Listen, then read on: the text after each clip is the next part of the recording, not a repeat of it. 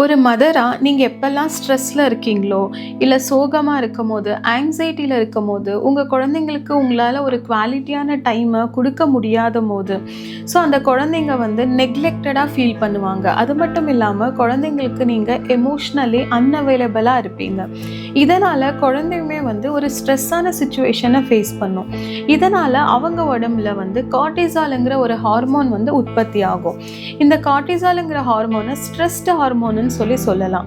இது குழந்தைங்களோட உடம்புல தேவையை விட அதிகமாக வரும்போது அவங்களோட ஹெல்த்தை டைரெக்டாக பாதிக்கும். அதாவது அவங்களோட இம்யூனிட்டி பவர் வந்து குறைய ஆரம்பிச்சிடும். குழந்தைங்களோட நோய் எதிர்ப்பு சக்தி ரொம்பவே குறைய ஆரம்பிக்கும் பிகாஸ் ஆஃப் இந்த கார்டிசால் லெவலில். அது மட்டும் இல்லாமல் அவங்களால வந்து ஒரு ரெகுலர் ஸ்லீப் பேட்டர்னை வந்து அவங்களால ஃபாலோ பண்ண முடியாது. அதாவது கரெக்டான டைமுக்கு தூங்கவோ இல்லை எழுந்திரிக்கவோ குழந்தைங்களால முடியாது. நெக்ஸ்ட் பார்த்தீங்கன்னா இந்த கார்டிசால் ஹார்மோன் அவங்களோட பிரெயின் டெவலப்மெண்ட்டையும் பாதிக்குதுன்னு சொல்கிறாங்க. அதாவது அவங்களோட மூளை வளர்ச்சி வந்து தாமதமாக ஆகலாம்.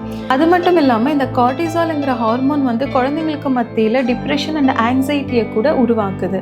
ஸோ நம்மளோட ஹாப்பினஸ் நம்மளோட குழந்தைங்கள டைரெக்டாக பாதிக்கும்.